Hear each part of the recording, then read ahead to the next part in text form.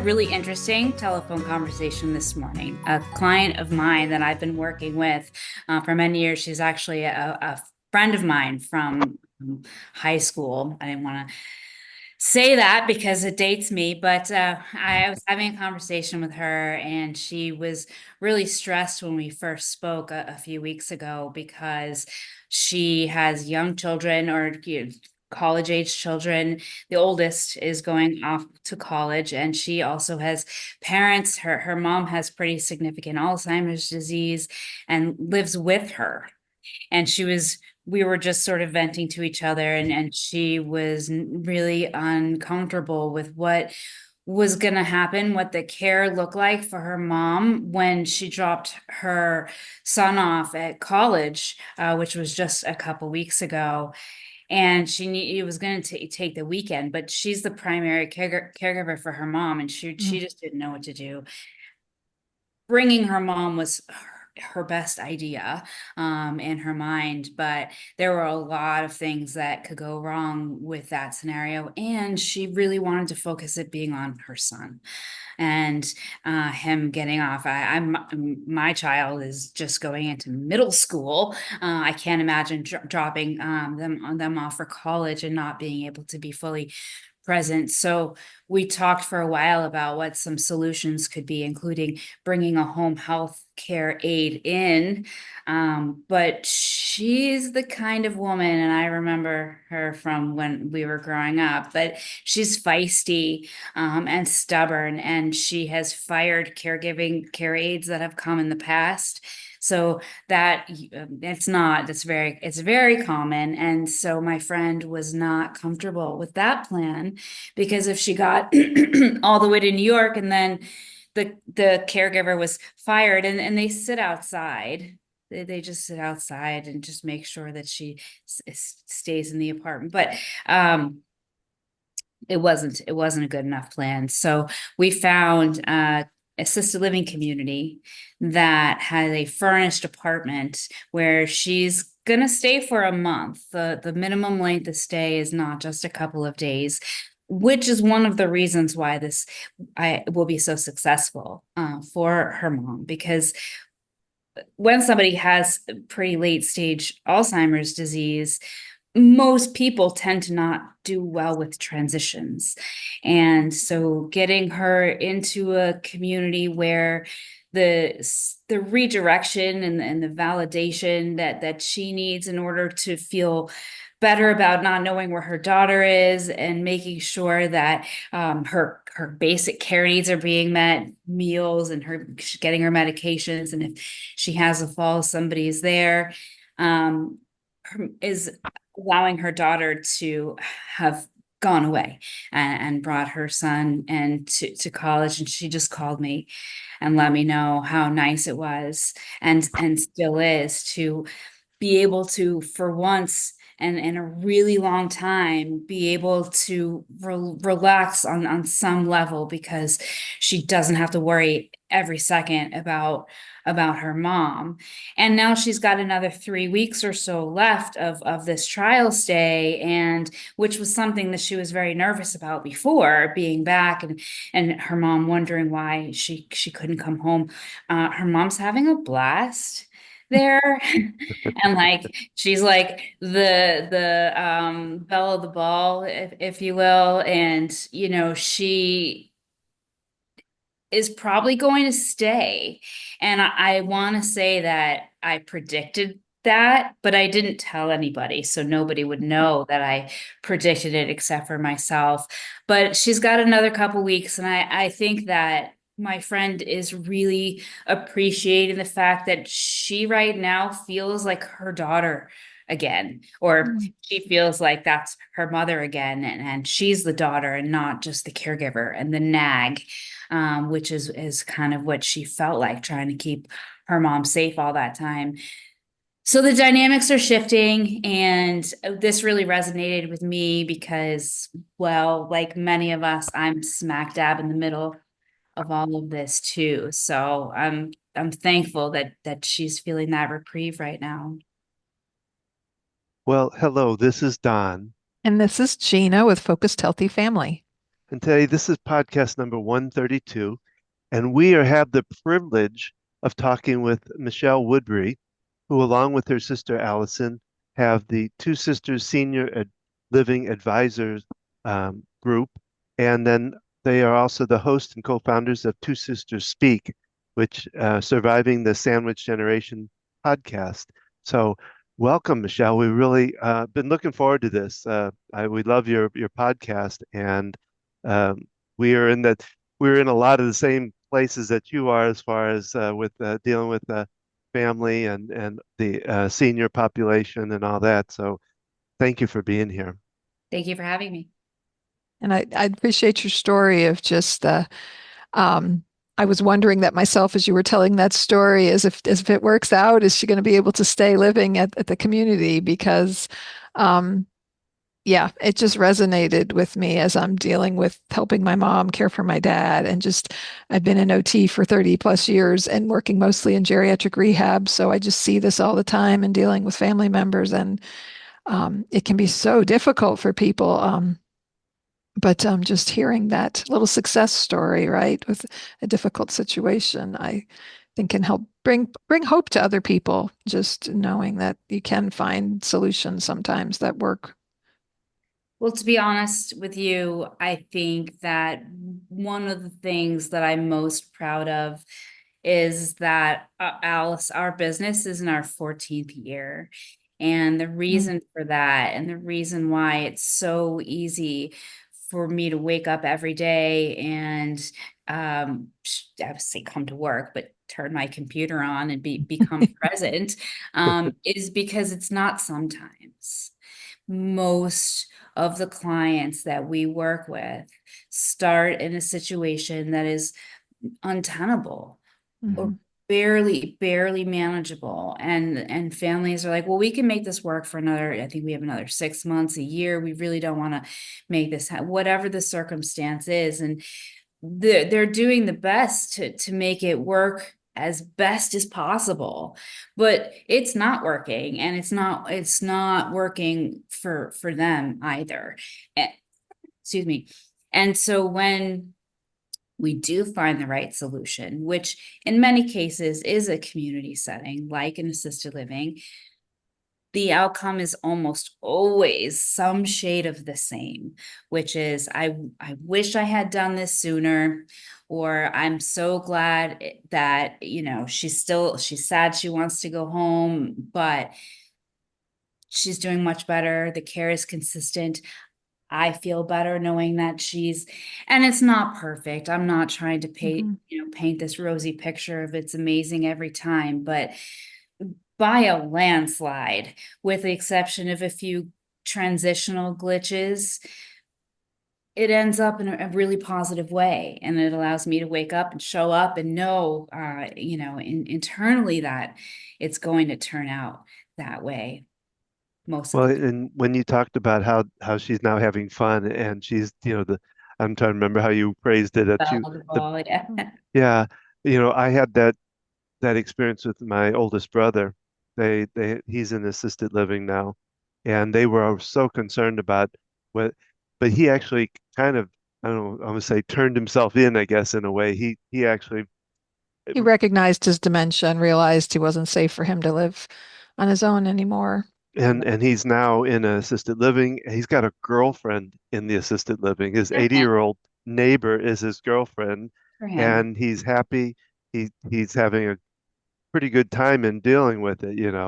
So I've seen that same thing. So that's like you say, it sounds like that's the more of the norm than not, is that they do actually develop well in there, and it make they're happy in there most a Yeah. good bit of the time. I mean, that's an understatement. That's an understatement. I'll, in 14 years of doing this, and we have a few people every month, varies, but that we work with who transition into these communities, and it's a landslide. It's a landslide. Almost every single person that we help transition into a community, and it's the right community, and it's at the right time, using the right messaging. Again, nothing's perfect, but Mhm. to the best degree possible, I've had very few clients. Alice and I have had very few clients over the years move out Mm, of a community because they weren't happy there or for any reason right away. There mhm. have been a couple of medical instances, for a variety of reasons that have changed circumstances, but it's not a narrow margin. It's a really big margin. I think a big part of that is just people knowing, people don't know. They don't know these resources out there. What I find is they don't know what questions to ask to figure out the care that they need. And a lot of people don't understand dementia. And there's so many different aspects of dementia, and it looks differently in different people and what type of help people need. So yeah, I just love what you guys do. And when I heard your podcast, I'm like, oh, this is awesome. This is, similar to what we're doing and what we want to grow as, realizing that I could consult with people like you guys do to help them with these transitions. One area I'm focusing on is I'm writing a pamphlet for transitioning from hospital to rehab to home, because that is a crazy experience. I've done it with my dad multiple times, and I work in where short-term rehab where people come in from the hospital, and I hear them and their family complain about things, and there's such a lack of communication that goes on. And like you can go to a great hospital and the nurses can be great and the doctor can be great, but their communication between them is awful. And I would imagine that's universal. We're in North Carolina and my dad has been in 3 or 4 different hospitals here. Um, and I get frustrated. And it's like, and I'm an OT who's worked in this field for 30 years and I get aggravated by things. And it's just like realizing I can help other people, working in healthcare all these years. I'm wanting to reinvent myself because I love what I do, but I'm tired of the system I'm having to work within. And it's like I want to help people outside of that framework and to help answer those questions and help give them the questions to ask that they just don't know. Um, how to do that. So tell us more about how you and your sister got into this business. Yeah. So, I just, I want to go give you that information. I just want to mention that Sure. one of the things that you just touched on was, how dementia affects everybody differently and not Hmm. knowing how to navigate this whole process. And talking to somebody who has dementia and getting them to agree to Mm-hmm. go along with this is something that we offer support in coaching programs around. There's a lot of different techniques and approaches like validation and therapeutic fibbing, and we focus a lot on what is memory care and when will memory care be beneficial for our loved ones versus when is it needed. And in Hmm. that conversation it becomes evident in almost every circumstance that this is an opportunity Hmm. for a loved one with dementia to be given an opportunity to thrive better, with their cognitive decline than where they currently are. So that's kind of a big part of it. Hmm. But to answer your question, Allison and I are from Massachusetts, and we were born to a nursing home administrator and a physical therapist that worked for her. So you're an OT, our Hmm. mom was a PT, and she we didn't go to daycare. It was a different time back then, but we went to work with our mom and we hung out in the physical therapy room.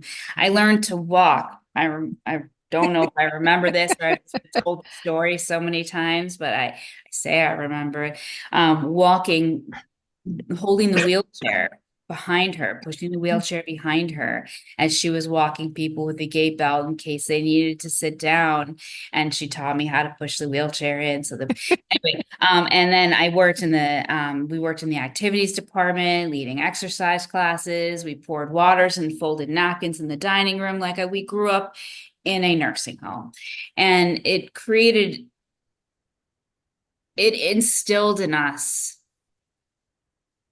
a wisdom greater than our years. Mhm. And we've been saying that our entire careers, but now that I'm Oh, older, you went silent there for a sec. I did. Yeah. Is it better? Yeah, you're back. Good. Um, I forget what I was saying. You got wisdom beyond ages. Oh You yeah, we have wisdom beyond our years because we were exposed to older people in a Mhm. way that other people from my generation Mhm. haven't. And so for example, there was a gentleman who I used to visit when I was there every day. I would go and bring him his newspaper and chit chat with him a little bit. And I was 10, so I wasn't like the most patient listener, but I would sit and chat with him. Okay, I'm not the most patient listener now, but that's another story. So I would sit and listen to him. He was 108. Oh, wow. wow, I was wow. 10. And if you do the math, then you would come to the conclusion that he was born in 1865, which was just about 5 years after the end of the Civil War. Oh, Yeah, so and that's when this gentleman was born, and his wow. stories, I've had his stories are phenomenal. The roads didn't exist. There weren't roads yet. Right? Like the automobile. And to know, and I wish that I had the opportunity now to ask questions that I Oh, didn't yeah. want Yeah. then. Yeah. And I can't remember his name either, but it served us well in building our business. Our focus is quality of life Mhm. and dignity. Mhm. And at aging in America, it doesn't afford us those things without effort. Mhm. And even with effort, sometimes so we work with families specifically to find the environment that's going to be supportive in the exactly the right way, Mhm. and to identify at what time, when those transitions should happen. But in almost all circumstances, um, like I mentioned to before, it's better than it was for everybody around. It's an opportunity to take advantage of versus I have to take advantage of. I think a lot of times people are just surviving and they don't even realize there are options because they're just, you just getting from one thing to the next. And so, having someone to support them and to help them figure that out. I mean, I can see where it's usually only positive as far as, them moving to somewhere and having that help and that support because, I mean, even with my help, my mom was my dad's primary caregiver. We kept him at home in their house until 2 months ago.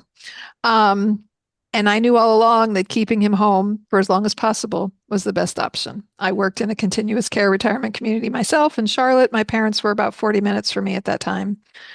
And my brother and sister be like, well, why don't they just move into a place like this? I'm like, you don't understand. It's not going to be as good as mom bringing in a caregiver. And yet my mom didn't want 24-hour caregiver in her house. And over time, she had the caregiver so she could go do her exercise class and so she could go to the grocery store and she could do things when it got to that point with my dad. But, you know, we got the situation had changed for them because we saw her health declining and just, she was just living moment to moment trying to take care of my dad and with my help and support and me running down there when he went in the hospital. And yeah. So it's just, I think people they're just trying to get things done, kind of like parenting in general, right? You're busy taking care of the kids, you got to go to work, you got all these things you got to do, and you can just get into this method of this is just the way it has to be and what we have to do. Yeah, it's very difficult, and we're in a similar situation. It was a number of years ago, and my father has Parkinson's. He's had it for 15 or 20 years, and they were in a condo. He climbed up a ladder to hang something. Mm. And and then when the ladder fell, fortunately, he only broke his ankle. Oh. Yeah, he was very lucky, but Mhm. because of the Parkinson's, he wasn't able to utilize crutches or anything. So they did have to bring in 24-hour care for a while. And I had heard this, and we'd been working with clients over the years to help them stay at home. Mhm. But one of the things that we often hear is that once someone has care in the home, that's not what they want. They don't like having somebody there all the time, and experiencing that myself. My dad didn't care at all. He was fine with whoever was in the house, but my mom felt like she had to entertain people all the time. She had to find things for them to do. She would have them put the dishes away, for example, but then she'd call me screaming because she couldn't find anything. And it was more stressful for me because it was more stressful for her. And it was my Mhm. dad's care it was my dad who needed care. When Mhm. they went into a community, even though people were resistant, my older sisters were resistant to the idea and wanted to keep them home. It was almost like, there's so many analogies that I can think of, but I picture like a dog behind a fence and he's barking and barking and barking, and then realizing like the fence is open, just go through it.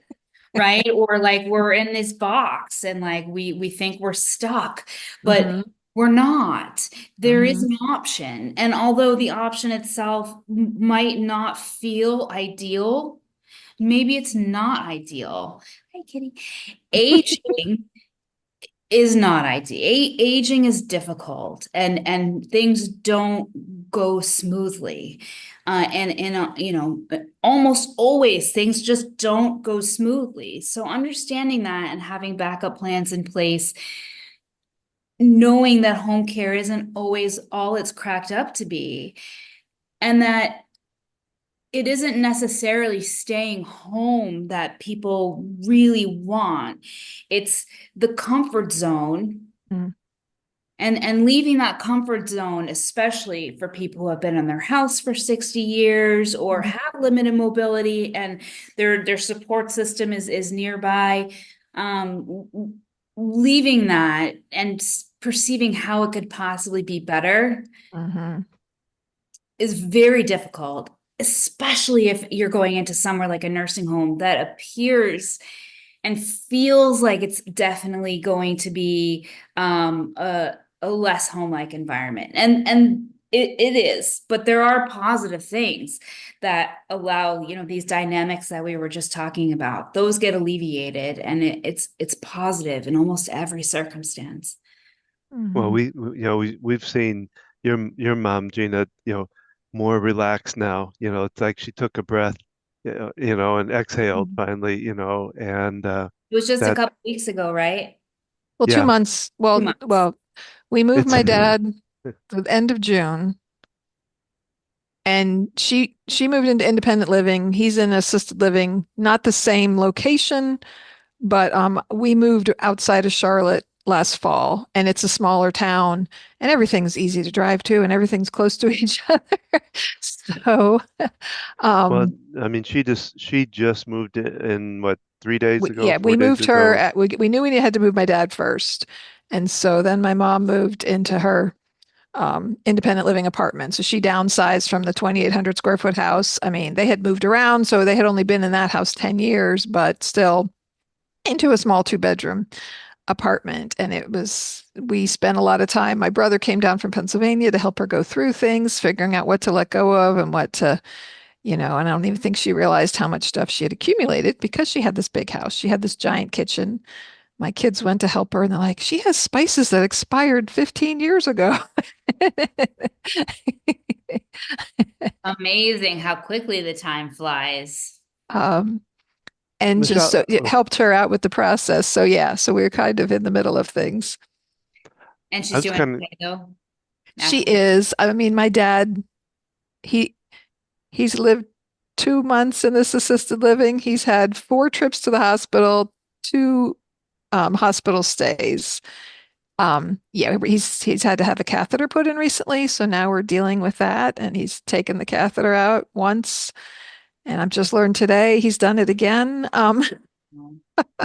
Is that, and each state regulations are different, and this is off your podcast topic, but is that something the assisted living will be able to manage So going his home health nurse can manage it, or we can go to hospice care. But of course, if we go to hospice care, we have to give up therapy services.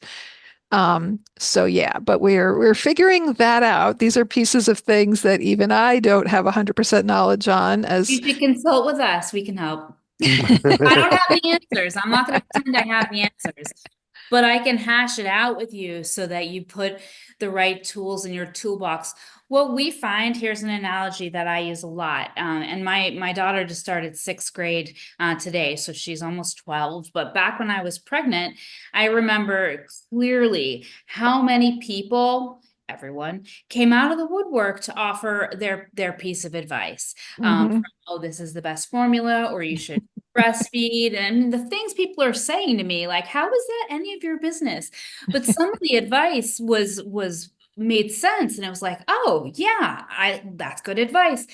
But if you listen to everybody's advice, you're going to go crazy, and Mhm. your child is not going to know, where your what your intentions are.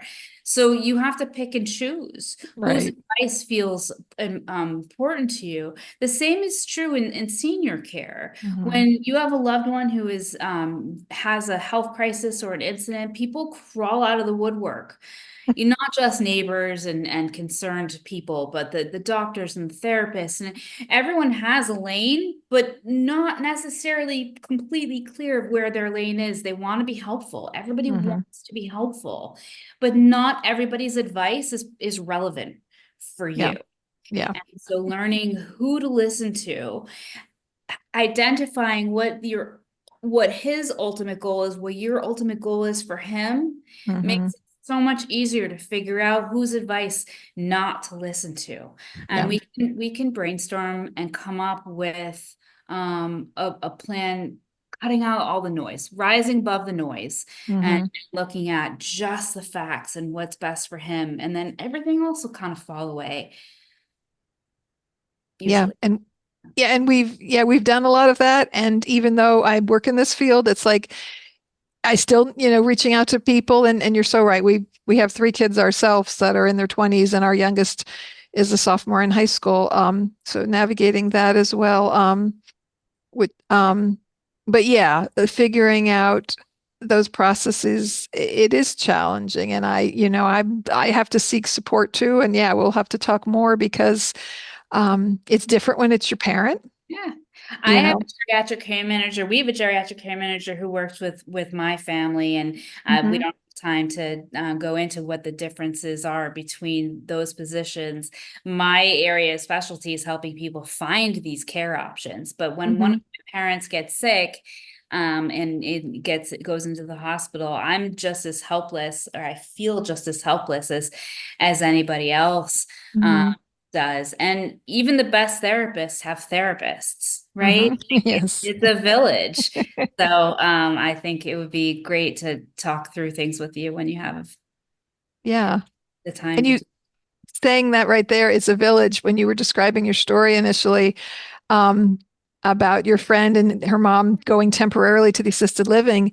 I mean, that's what makes those places great is it's a village and, them having support, especially seniors who are social. Yeah. I mean, having that opportunity to participate in activities and being around other people, I've worked in so many memory cares, and my favorite moment, I was walking this woman for her therapy, and she stopped to talk to another woman, and they were speaking gibberish, but to them, they understood each other. They were having this conversation of a sort of foreign language, and they were smiling and connecting with each other. And I'm just standing there going, this is better therapy than I could provide for them. Yeah. And just having that environment. Of course, you also have the opportunity, this instances where someone is having a moment and acting out, and then the whole place erupts Well, and I into challenge that too, because I think that there are people who are very introverted and not social. right. still very much benefit from assisted living Oh, because yeah. again, if they were home, they have somebody around all the time. And if somebody is grumpy, not that we know any of those people, but if they happen to have a grumpy nature or the memory impairment has caused a change in personality, these are the people who fire care aides all the time. Mhm. In a assisted living setting, a memory care setting, they're in an apartment. Even if the door's closed, there are people checking on them, and they Mhm. can fire them all day long. And another one will come in at some point. And Mhm. no matter what happens, that they are in a safe place. Yeah. We recognize that like grumpy people who are unhappy and like to complain about things, or people who are happy because they complain about things, aren't going to change. Yeah. They're not going to become social, and knowing that and leaving space for them to be Mhm. themselves and to be antisocial is a really also important part of what these neighborhoods can provide. I think Mhm. the Mhm. some of the clients that we talk to that are most surprised that their loved ones are doing as well in assisted living as they are. And one of the reasons why they were so resistant to having them move out of home was that they really weren't joiners. They Mhm. really couldn't see them dining in a dining room 3 times a day. Some circumstances they don't. That Mhm. is strange that isn't the case. So yes, they're wonderful places for people who are social, and there's many benefits. But there are also benefits for, and I'll probably be one of the, if I can get to the point where I can afford assisted living, I'll probably be a reclusive cantankerous and Well, I'm curious, Michelle, being that it's you and your sister that did a lot of work in caring for your father, uh, how did you approach that? Was it like a tag team approach, or did you guys delegate different duties for you each to do? I ask this because, watching Gina with her brother and sister, and they've really done well at getting things, doing different things for each one of them. And I'm just wondering what like the best approach is and what approach you guys used in caring for your father. well, our approach isn't the best one. So first, there's that. Not like any, but like it's every circumstance is different. Right. Um, Yeah. I think that, our father was a nursing home administrator and he opened an assisted living, and that didn't necessarily make him plan better in any way than anyone else for his own incapacity. And granted, he did get sick young, Mm. and we only could make an educated guess as to how things would proceed in the future. But Alice and I have two older sisters as Okay. well. One of whom is very involved, and then our mother also is still his primary caregiver. But we've never been the ones who provide the personal care. That has never been a role in I have helped. There have been circumstances. We went swimming this summer, and there was some help that was needed. And if there was an emergency or an accident, absolutely, I will step in and do what is, we all will step in and do what is needed. But we've had professional caregivers, and so it is a team approach from figuring out hiring the caregiver, checking in. Family dynamics play a lot into it.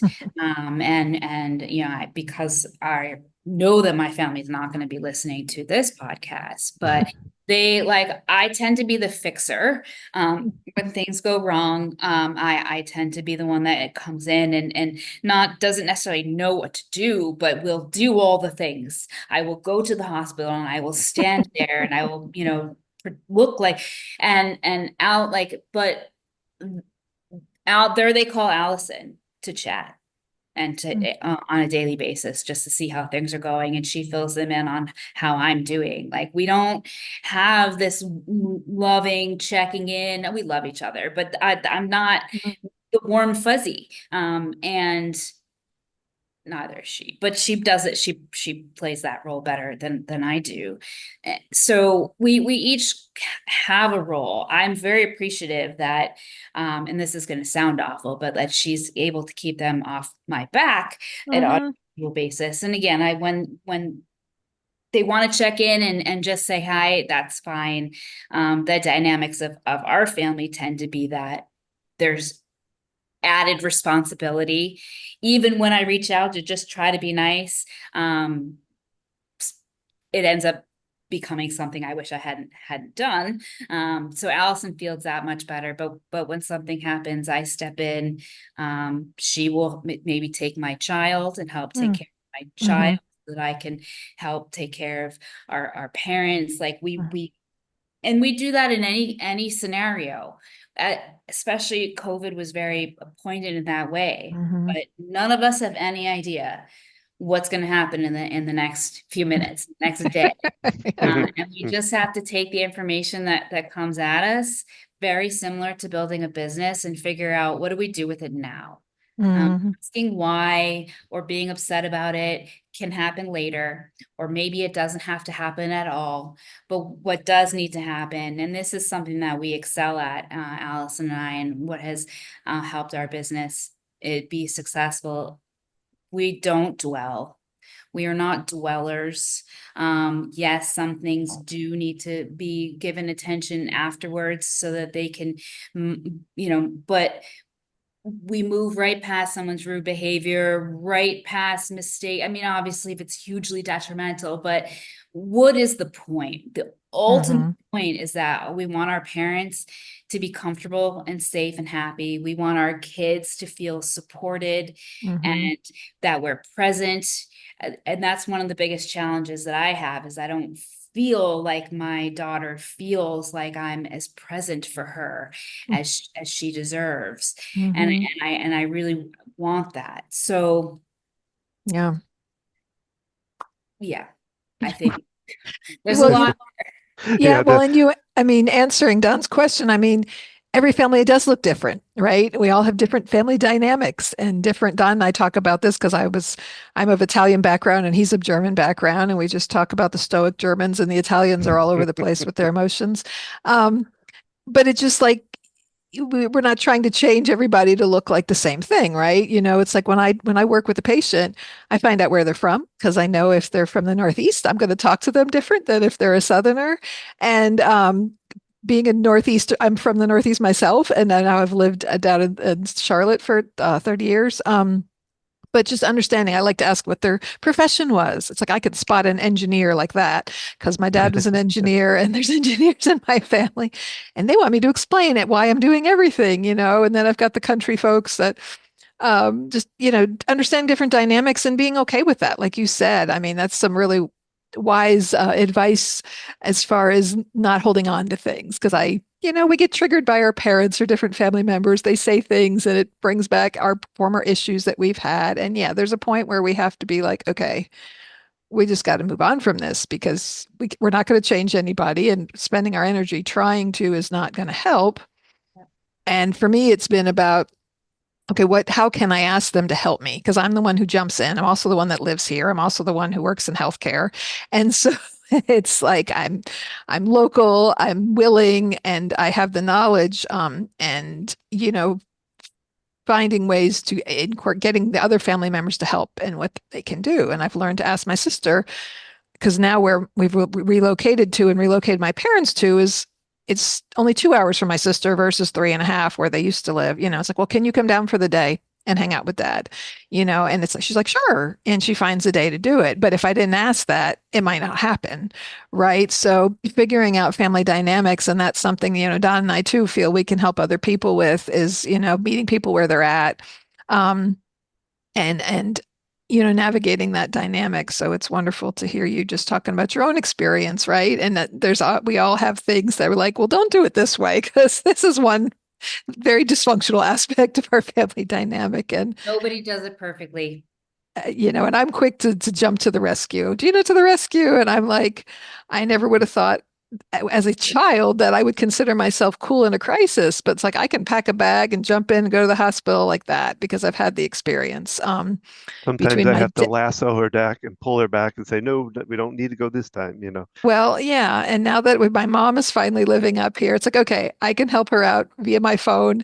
She can be the one right there, center with my dad, which, yeah, it was a lot because she always was that person. And then I was like, okay, you take care of you in the house and he's near me now. I'll take care of him. And it was like, oh my God, this is a lot. And like you said, I've got a 15-year-old.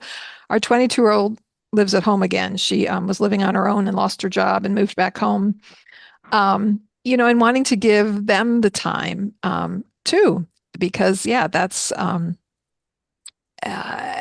and like Don, having time with my husband and just navigating those other aspects Luckily, I of, don't have one of those. you know, one less thing to balance on your One less plate. thing to balance. Absolutely. Well, But having a social life. Go I ahead, really Don. like, I saw, I was up there. I didn't get a chance to listen to it, but you have a podcast on irony. Yes. And, and that's what the sandwich generation, and that's what we're going Yeah. through and we're talking about. But I thought that was really, I never thought about it that way, but I talk about it all the time. In fact, I've opened up talks before talking about, I have people think about this when you were maybe 16 and you got those keys for the first time, how exciting it was. And now I want you to think about the other side of it when those keys are taken away and how does that feel? You know, Mhm. and just that when, like I say, you put in the irony to it.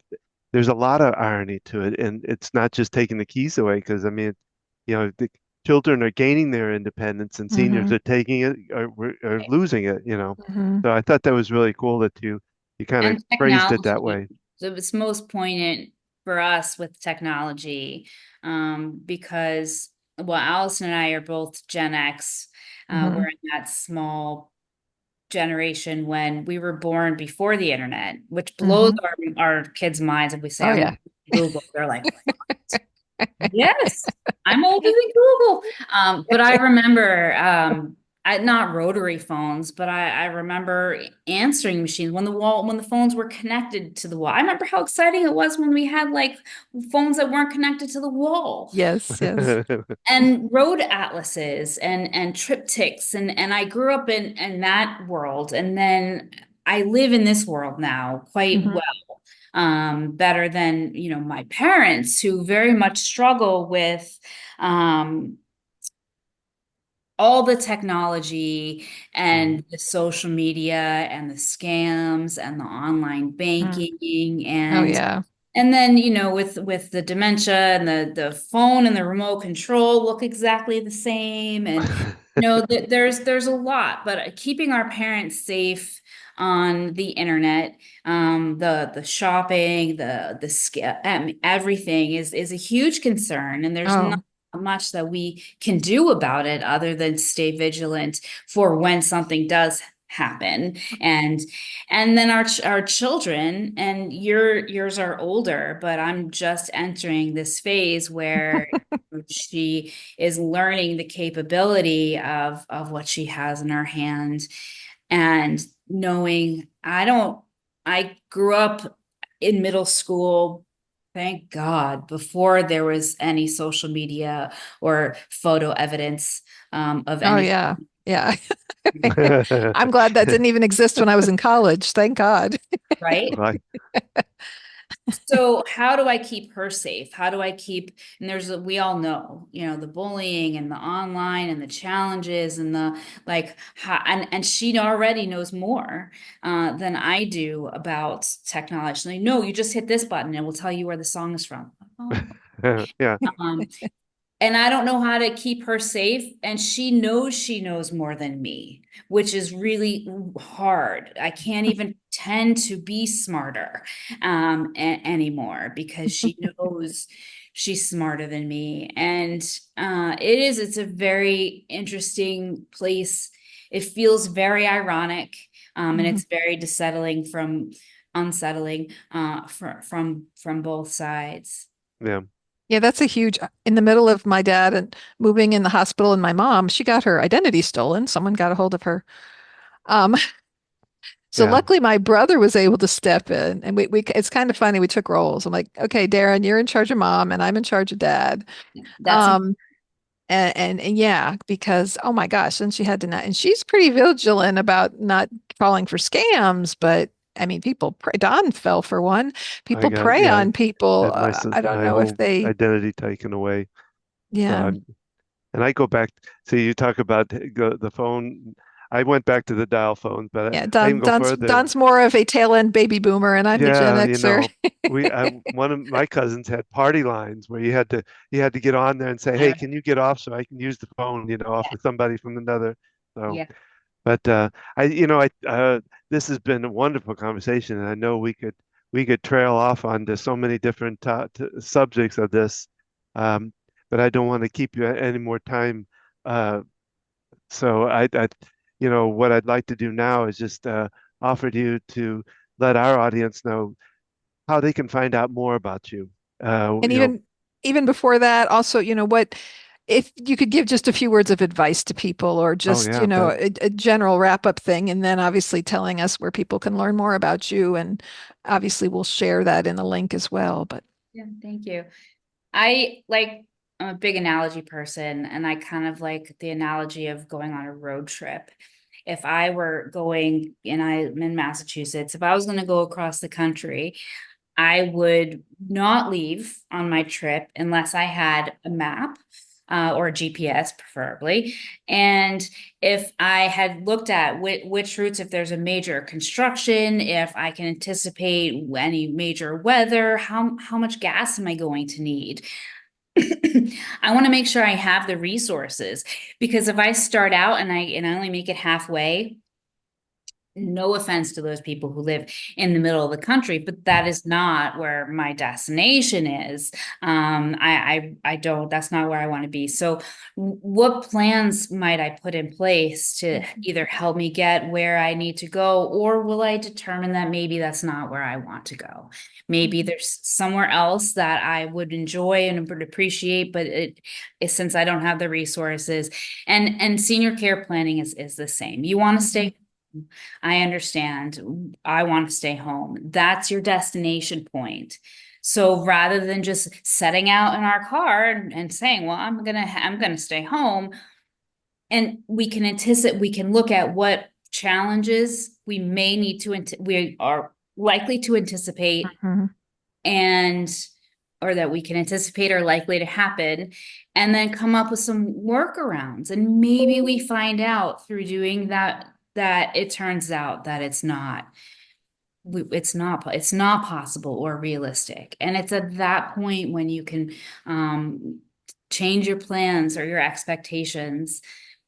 So that's my biggest piece of advice is, even if you never need it, plan some things out, Mhm. so that you can go where you want to go. Alyson and I are in Massachusetts. We're in our 14th year of business.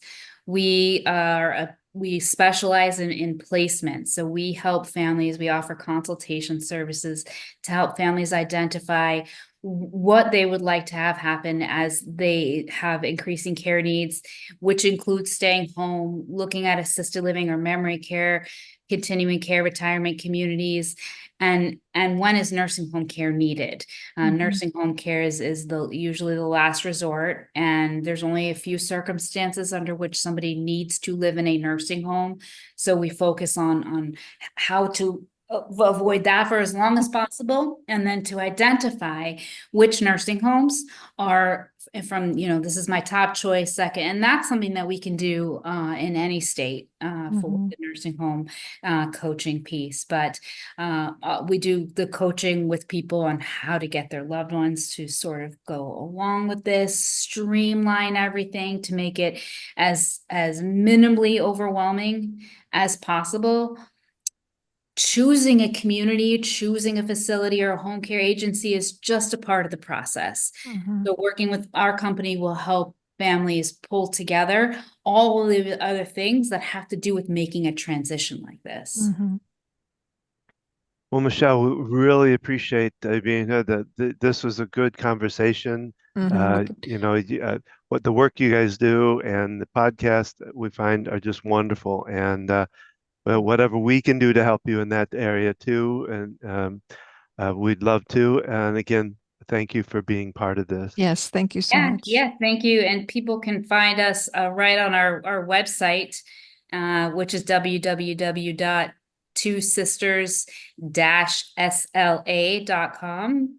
But if you Google us, Massachusetts, we come right up.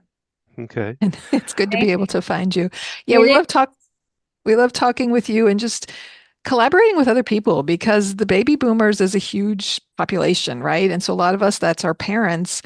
And there's a big need. And the generations below that are less in population. And so there's this huge need for these people to have care and to have the support systems in place. And I love when we connect with other people doing very similar to what we're doing. And because like I said to Don, there's so many aspects of this, and we're finding our niche. It's like part of what we see our role is helping people like connect with other resources, right? Kind of being that middle person, but also offering, the things that we can add to it and I love that you not only help them find a placement, but help them navigate talking to the senior about the moving process because I've seen that go all sorts of shades of wrong. I worked in assisted living and I don't know how many times people would move their family member in by saying, "You're just coming here to visit." And then leaving them there. And I realize different families' dynamics require different things. And yet, there's situations where this could have been done better, because then I walk in and there's this angry person and yet I know it's Therapeutic fibbing, and then there's lying. yeah. And there's times when it's tough that they're adamantly going to refuse, right? And you've got to find a method. But yeah. But obviously, yeah, you can do things in the way that's going to work best. So I just love that, talking about that and that you guys do that as part of what you do. So thank you so much. We could obviously talk a lot more and maybe we can do another podcast focusing on another area, but we really appreciate you being here with us. Yeah, I appreciate it. I'm glad that you like our podcast. If you have any suggestions on topics that we can mull around, we're open to that. I welcome your listeners to tune in to our podcast as well. And thanks for having me again. And that's our podcast for today. And we hope you enjoyed it. We would love to hear from you. Leave us a comment, give us a like or a subscribe wherever you happen to be listening to it. We're here to guide you through your journey of caring for aging loved ones, answering your questions. Gina has the Ask the OT, which she does monthly. Our next one comes up September 4th at 7 p.m. We also have one on the 16th and the 25th. So you can check it all out by going to our website, focusedhealthyfamily.com. You can also find us on Facebook and Instagram and YouTube, all at Focus Healthy Family. Join us every Thursday for this podcast. We do a full podcast every week. And remember, how you speak to your children and your loved ones today shapes their future and yours.